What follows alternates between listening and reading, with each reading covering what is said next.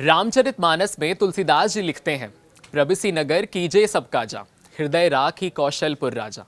और आज उसी अयोध्या में मंदिर निर्माण कार्य पूरा हो गया है। अवधपुरी ममपुरी सुहावनी, उत्तर दिशा बह सरयू पावनी। भगवान राम की अयोध्या उन्हें बहुत प्रिय थी। 2025 में हम सबकी आंखों के सामने बना ये राम मंदिर आज पूरा हो गया है।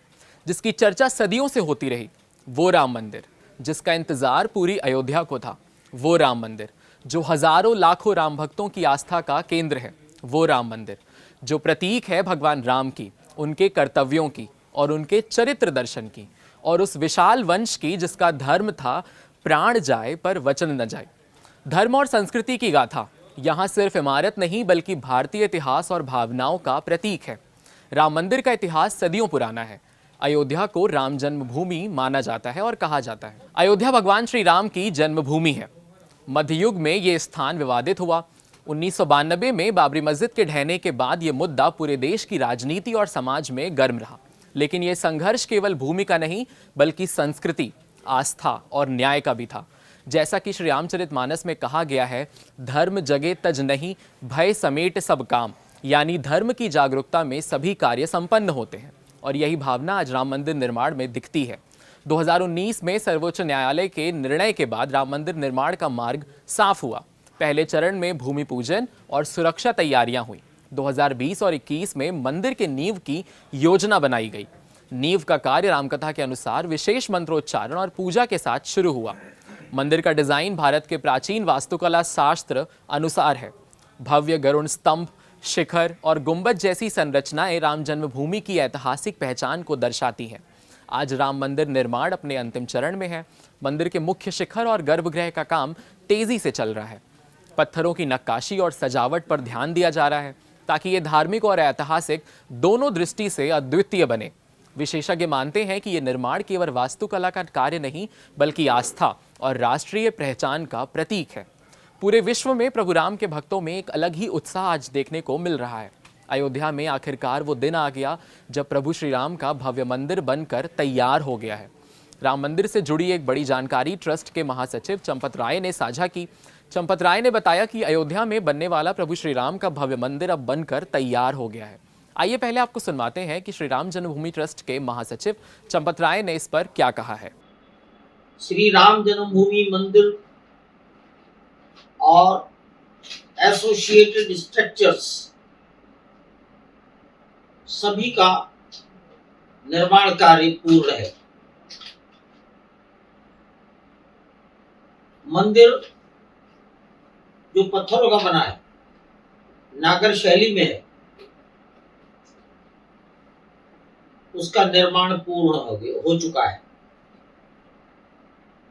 भूतल पर रामलला, प्रथम तल पर राम परिवार विराजित है।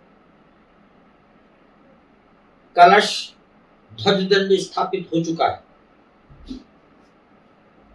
मंदिर के चारों ओर लगभग 800 मीटर लंबाई का आयताकार पत्थरों का परकोटा तैयार है। परकोटा 14 फीट चौड़ा है। इसके कोनों पर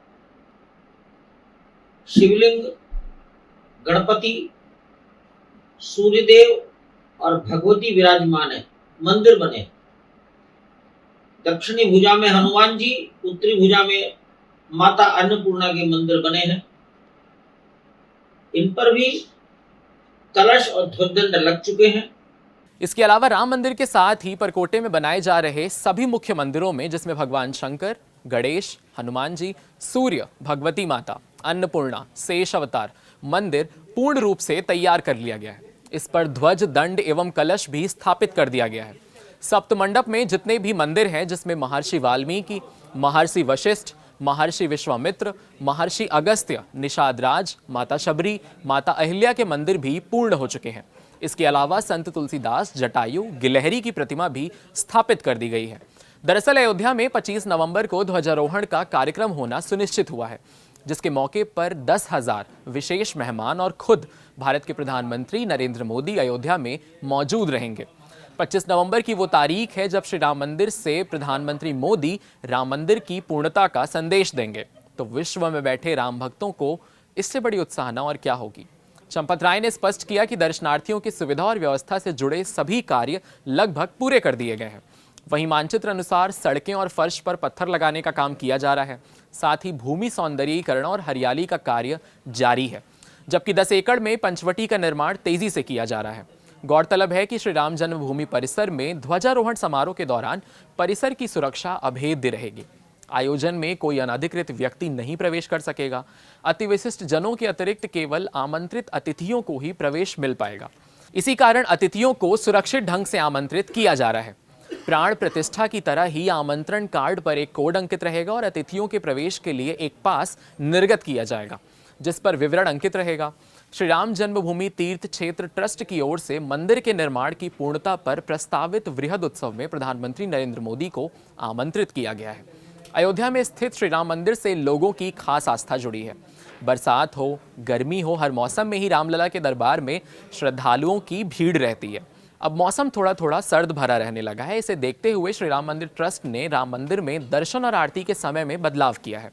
भक्तों के लिए मंदिर के कपाट पहले सुबह 6:30 बजे खुल जाते थे, मगर अब बदलाव के बाद सुबह 7 बजे मंदिर के कपाट खोले जाएंगे। हालांकि रात में मंदिर के कपाट बंद करने के समय में बदलाव नहीं किया गया है। पहले की तरह ही मंदिर के कपाट रात में 9:30 बजे ही बंद होंगे, यानी कि भक्त अब सुबह 7 बजे से रात 8:30 बजे तक बिरला धर्मशाला के सामने प्रवेश कर प्रभु श्री राम के दर्शन कर सकते हैं।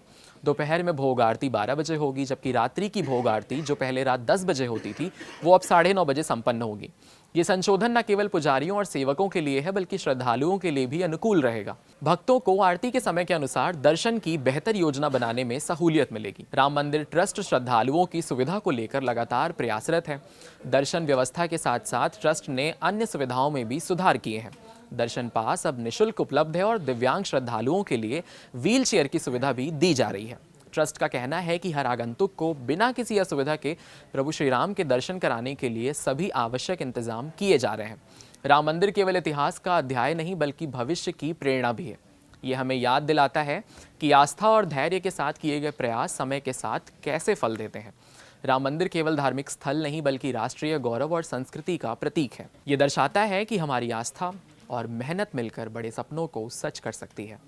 तो आज राम मंदिर का ये कार्य संपूर्ण हो चुका है और इसी के साथ राम भक्तों के दिल में अब एक आशा और एक उम्मीद आई है कि अब वो दर्शन के लिए वहाँ पर जाएंगे और 500 सालों से जो कार्य चल रहा था वो अब पूरा हो चुका है। जाते जाते आप हमारे कड़क कैंपेन सांस लूं या जी लूं का हिस्सा बने। कमेंट में लिखें #right2breathe और बताएं कैसे बनेगा पॉल्यूशन फ्री इंडिया। अपने आइडियाज को कमेंट सेक्शन में जरूर शेयर करें।